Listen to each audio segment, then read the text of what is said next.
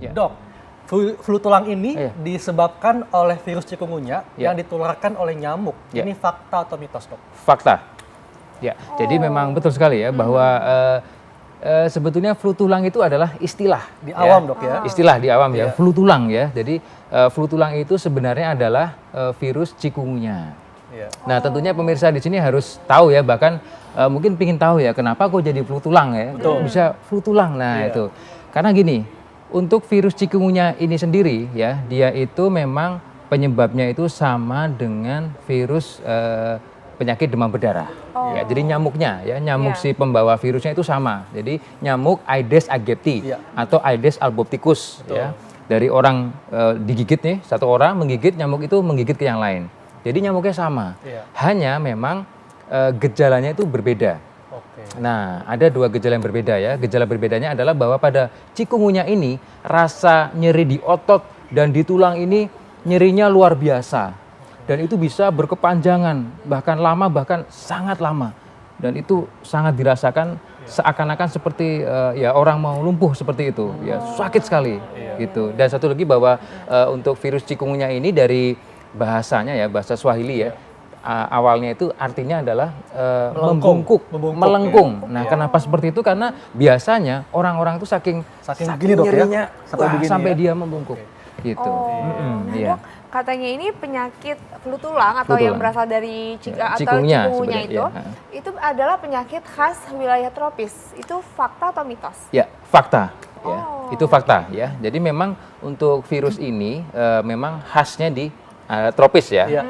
Awal mulanya dulu ada virus cikungunya ini ada di Afrika ya, di Tanzania. Itu sekitar tahun 1950 sekian. Awalnya dari sana, kemudian dia masuk ke Indonesia sekitar tahun 1970 atau 80-an. Di Samarinda pertama kali, Dok, ya? Iya, Samarinda betul ya. Iya, awalnya tahun 1990, kemudian sempat terjadi wabah di Indonesia. Dan juga sempat terjadi KLB atau kejadian luar biasa sekitar tahun 2000-an. Dok, ini juga penonton ingin tahu, Dok. Kalau pada cikungunya, ini sendi yang diserang sendi yang mana nih? Apakah lutut, pergelangan tangan, atau jari-jari? Ya, biasanya memang sendi-sendi tulang panjang ya, daerah kaki, ya, lutut, kemudian di pergelangan jari tangan dan jari kaki, ya, jari tangan, jari kaki, kemudian lutut itu nyeri sekali. Kemudian punggung juga, ya, tulang belakang, punggung itu nyerinya luar biasa. Di samping juga ada gejala-gejala yang lainnya. Gejala-gejala lainnya adalah demam, Dok, ya? Ya, betul. Ini demamnya sama nggak dengan DBD, naik turun atau tidak? Ya, beda ya. Jadi kalau demam berdarah itu dia demamnya tinggi terus ya. Tinggi naik turun kan? Naik turun. Biasanya turun setelah pemberian obat sih kalau yang demam berdarah. Kalau memang polanya agak berbeda. Ya, tidak mirip lah semacam itu. Walaupun sama-sama. Flu tulang itu biasanya tidak berakibat fatal. Ini fakta atau mitos? Tidak berakibat fatal. Ya. Ini saya sebut dengan mitos. Ya. Berarti berakibat fatal, Dok, ini. Jadi gini, bisa berakibat fatal jika gitu ya, jika tidak ditangani dengan baik dan benar ya. Maksudnya begini. Jadi untuk khusus ya, kita sebut ya, kita berbicara di sini virus cikungunya. Memang virus cikungunya ini jarang yang mengakibatkan kematian. Jarang yang mengakibatkan hingga shock. Ya, pendarahan itu jarang pada virus cikungunya ini. Jarang, bedanya ada ya, Dok, ya? Dilaporkan ada, sempat ada juga. Walaupun jarang.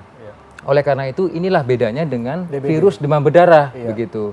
Tapi pemirsa di sini juga tidak boleh mengecil artikan ya, dalam arti kata jika kita tidak serius, penanganannya tidak tepat atau bahkan terlambat juga bisa berakibat fatal, ya, bisa. Oleh karena itu harus serius ketika kita ada masalah, ada demam, mual, muntah, kemudian dia pusing dan lain sebagainya, gejala virus harus dikomunikasikan, dikontrolkan ke dokter barangkali. Tapi katanya Dok, penyembuhan flu tulang itu cukup dengan banyak istirahat saja dan banyak minum. Itu fakta atau mitos? Itu mitos. Maksudnya begini ya. Maksudnya kalau hanya cukup dengan air dan istirahat ya, saya kira kurang. Tapi ya dengan istirahat dan air itu juga dua hal yang membantu dan memang itu fokusnya di situ. Jadi betul bahwa virus demam berdarah, virus cikungunya pada dasarnya kita memberikan air atau cairan itu yang utama ya. Tapi tidak hanya dengan dua itu saja. Kenapa? Karena yang perlu adalah nutrisi nutrisi itu. Ya, nutrisi itu penting ya, karena bagaimanapun juga judulnya virus, kita perlu makanan yang berprotein tinggi, makanan yang bergizi untuk meningkatkan kekebalan atau daya imunitas, daya tahan tubuh, sehingga penyembuhannya lebih baik. Karena namanya virus harus dilawan dengan tubuh kita sendiri. Betul banget, Dok. Iya, Dok. Ini juga jika terkena flu tulang, rasa nyeri sendi dan tulang bisa dirasakan sampai berbulan-bulan. Nah, ini fakta atau mitos, Dok? Fakta. Iya, ini betul sekali. Jadi memang kok bisa sampai berbulan-bulan? Iya, jadi itu memang karakter dari virus cikungunya. Tapi demamnya udah berhenti, Dok, ya? Iya, jadi gini, ceritanya tuh dia ada masa inkubasi. Masa inkubasi maksudnya tuh semenjak dia tergigit sampai dia menimbulkan gejala tuh sekitar 2 sampai 4 hari ya, sekitar 2 sampai 4 hari. Kemudian masa penyakitnya atau timbul gejalanya itu sekitar 3 sampai 10 hari. Nah, setelah itu nyerinya itu bisa berlarut-larut, bisa sampai berhari-hari, berminggu, bahkan bisa lebih dari itu, berminggu-minggu. Sakit sekali.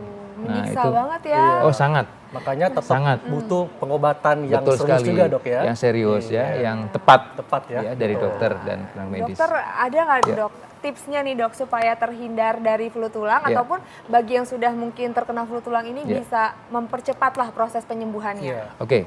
Untuk pemirsa ya, tips dari saya buat yang belum terkena usahakan untuk lingkungan di sekitar kita dulu ya. Lingkungan tempat-tempat yang bisa menjadi tempat si nyamuk itu tumbuh ya. Kita harus membuang ya barang-barang yang tidak terpakai, kemudian menguras bak mandi, kemudian pot ataupun selokan dan sebagainya, dan menutup. Betul. Ya, dan tidak salah juga kita juga bisa menaburkan semacam abate gitu, menaburkan. Jadi dan tadi menutup, menguras, membuang dan menaburkan. Pakai penangkal nyamuk, Dok, ya. Ya, itu bagi betul sekali, itu bagi yang belum terkena. Bagi yang sudah terkena tentunya harus menjaga daya tahan tubuh kita. Setuju.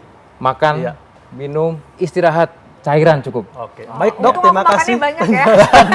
Jadinya oke, nggak terasa 1 jam. Udah semua ini dan saatnya kita pamit. Ya, jangan lupa untuk terus saksikan Ayo Hidup Sehat setiap Senin sampai Jumat jam 1 sampai jam 2 siang waktu Indonesia bagian Barat hanya di TV One. Dan Anda bisa baca resumenya di laman fifa.co.id. Saya Hekal.